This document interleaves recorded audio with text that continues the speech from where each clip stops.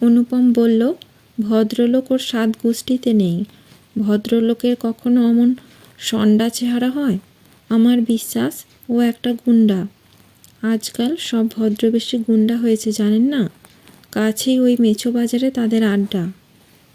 বিনয়কৃষ্ণবাবু একেবারে ফ্যাকাশে হয়ে গেলেন। বললেন, বলো কি অনুপম, আমি একলা মেয়ে নিয়ে থাকি, শেষে কি গুন্ডার হাতে? এ পাড়ায় ছাই কাউকে চিনিও না। অনুপম হাত উল্টে বলল, আমি আর কি করব বলুন? আমি তো হাঁকিয়েই দিচ্ছিলাম। আপনি তো মাঝপথে ডেকে প্রশ্রয় দিলেন। যাক, কাল এ বিষয়ে অনুসন্ধান করা যাবে, আর মামাকেও না হয় খবরটা। বিনয়কৃষ্ণবাবু বললেন, সে তো কালকের কথা, কিন্তু আজকের রাতটা? সুহাসিনী এসে বাবার চৌকির পাশে দাঁড়িয়েছিল। সে ভৎসনা সুরে বলল, কেন বাবা, তুমি মিছে ভয় পাচ্ছ? বাড়িতে দারোয়ান রয়েছে, বদরই রয়েছে, তাছাড়া মগের মুল্লুক তো নয় কলকাতা। চারিদিকে প্রতিবেশীরা রয়েছেন। মনে করো যদি গুন্ডারাই হয়, তাতেই বা এত ভয় কিসের? অনুপম বিজ্ঞভাবে মাথা নেড়ে বলল, ভয় যদি নাও থাকে, তবুও খুব সাবধানে থাকা দরকার। সুহাসিনী হেসে বলল, আচ্ছা, আমরা খুব সাবধানেই থাকব। অনুপমের মা বললেন, অনুপম, তাহলে আমাদের আর রাত করে কাজ নেই। 12টা প্রায় বাজে, কাল আবার তোমাকে সকালেই অফিস যেতে হবে। বলেই উঠে দাঁড়ালেন। বিনয়বাবু কন্যার কথায় কিছু আশ্বস্ত হয়েছিলেন। অতিথিদের উঠতে দেখে আবার ভীত হয়ে পড়লেন।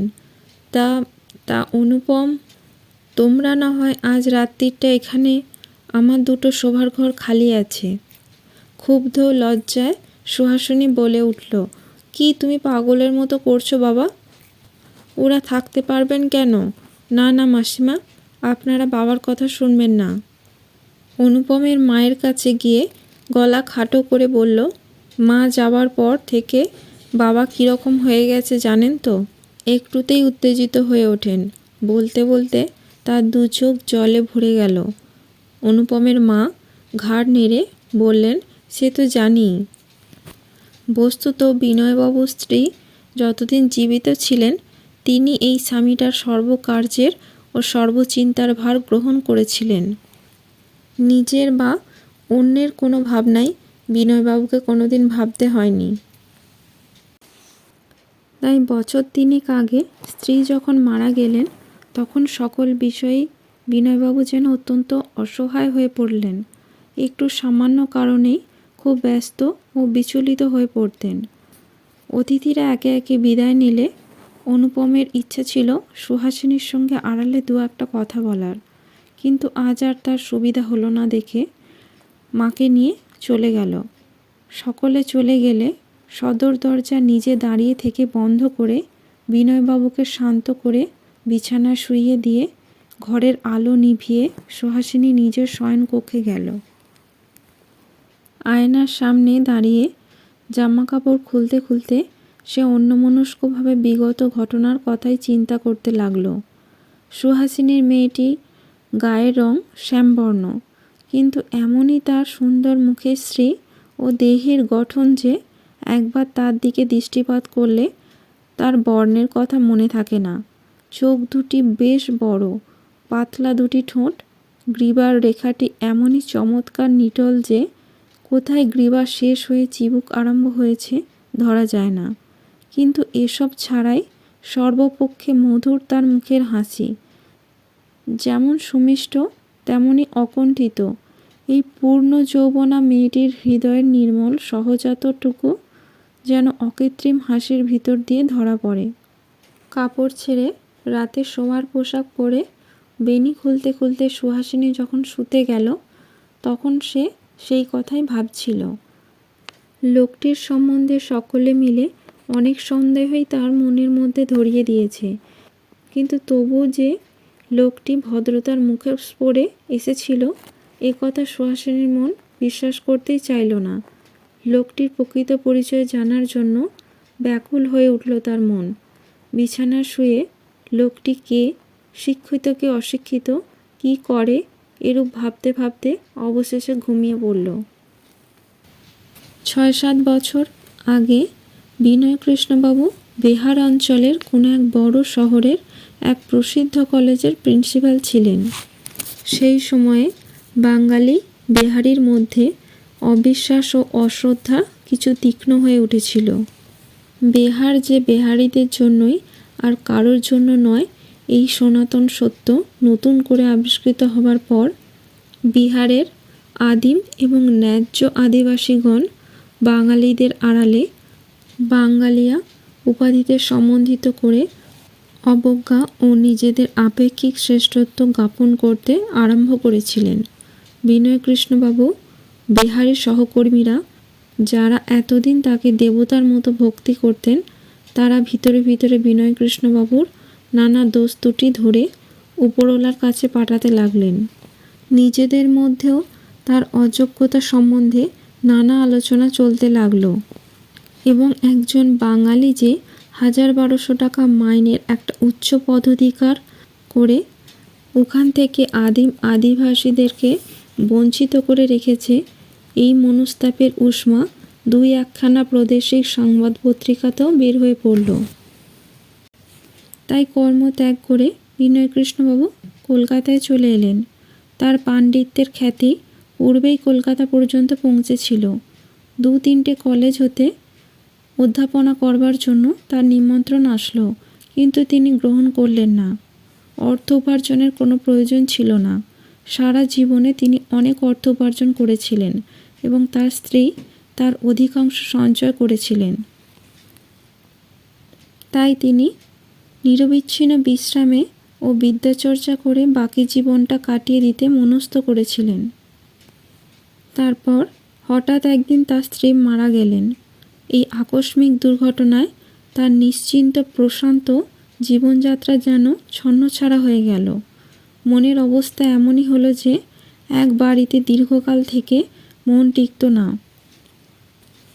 কয়েকদিন আগে শ্যামবাজারের বাড়িখানা অসহ্য মনে হওয়ায় আমহার্স্ট স্ট্রিটে কিশোরের পাশের বাড়িতে এসে উঠেছেন।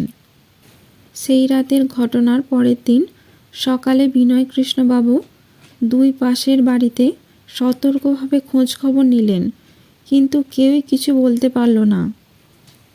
গলির অপর পাশের বাড়িতে অবশ্য তিনি খোঁজ করেননি, সুতরাং গত রাতের লোকটার উপরে সন্দেহ আরও ঘনীভূত হলো। সন্ধ্যের পর অনুপম এসে সমস্ত শুনে বলল, দেখলেন তো, আগাগোড়া ধাপ্পাবাজি। আপনি তখন একেবারে করুণায় গলে গেলেন। আমি এক নজর দেখেই বুঝেছিলুম একেবারে পাকা বদমাস। ভুরু দেখে লোক চিনে নিতে পারি, সে ক্ষমতা আছে বলেই ক্ষুদ্র নয়ন যুগলে আত্মপ্রীতি ভরে সুহাসিনীর দিকে তাকালো। সুহাসিনী মুখ নিচু করল।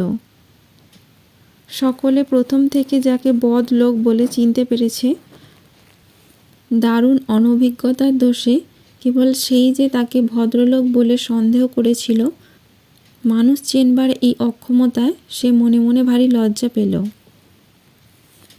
গত রাতের আগন্তুকের স্বাভাবিক মন্দ চরিত্র এ কাহার সংশয় রইল না। বিনয়বাবু এ বাড়ি ছেড়ে অন্য কোথাও উঠে যাবেন কিনা উদ্বিগ্নভাবে তাই আলোচনা করতে লাগলেন, কিন্তু অনুপম তাকে ভরসা দিয়ে গেল যে ভয়ের কোনো কারণ নেই।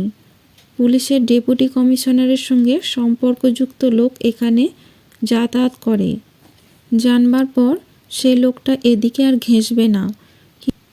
কিন্তু এত কাছাকাছি থেকে দেখাশোনা না হওয়া অসম্ভব। 1-2 পরে একদিন সন্ধ্যার সময় বিনয়কৃষ্ণবাবু বাড়ি থেকে বের হয়ে দারোয়ানকে ভিতর থেকে দরজা বন্ধ করার হুকুম দিয়ে পদব্রজের হ্যারিসন রোডের চৌমাথার দিকে কিছু দূর অগ্রসর হয়েছেন। এমন সময় সম্মুখ থেকে একজন লোক হাত তুলে তাকে নমস্কার করল। প্রথমটা ঠাউর করতে পারেননি, কিন্তু চিনতে পেরেই বিনয়বাবু একেবারে কাঠ হয়ে গেলেন। এ আর কেউ নয়, সেই গুন্ডা। কিশোর কাছে এসে বলল, সে রাতে আপনাদের বড় উৎপাত করেছিলাম। একজন সম্পূর্ণ অপরিচিত লোকের জুলুম আপনারা নিতান্ত ভদ্রলোক বলেই সহ্য করেছিলেন, আর কেউ হলে করতো না। জল থেকে সদ্য ডাঙায় তোলা কাতলা মাছের মতো বিনয়বাবু 3 বার খাবি খেলেন, কিন্তু কোনো প্রকার বাক নিষ্পত্তি করতে পারলেন না। কিশোর বলল, সেদিন বড় উপকার করেছিলেন। একদিন গিয়ে আপনাদের সঙ্গে ভালো করে আলাপ করার ইচ্ছে ছিল, কিন্তু কোনো কারণে হয়ে ওঠেনি। বিনয়বাবু স্খলিত কণ্ঠে বললেন, তা আপনাকে আমি কখনো কি বলে আপনার সঙ্গে? ও, চিনতে পারেননি বুঝি? কিশোর হেসে উঠল। তা না পারবারই কথা। গত শুক্রবার রাত্রে আপনাদের গান বাজনার মজলিসে গিয়ে যোগ্য বিঘ্ন করেছিলাম। তা চলুন না, আপনার যদি বিশেষ কাজ না থাকে আমার বাসাতে গিয়ে একটু বসবেন। আপনি যখন প্রতিবেশী হলেন তখন আলাপ পরিচয় হওয়া চাই তো। আবার আলাপ পরিচয়?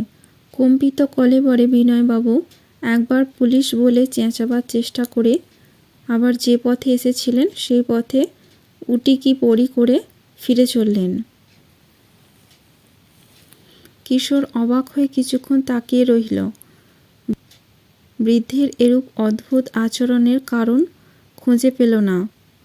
তারপর জোরে পা চালিয়ে সে তার পিছনে গেল। তার ধারণা হলো পথের মধ্যে বৃদ্ধ নিশ্চয়ই সহসা গুরুতর রকমের অসুস্থ হয়ে পড়েছেন।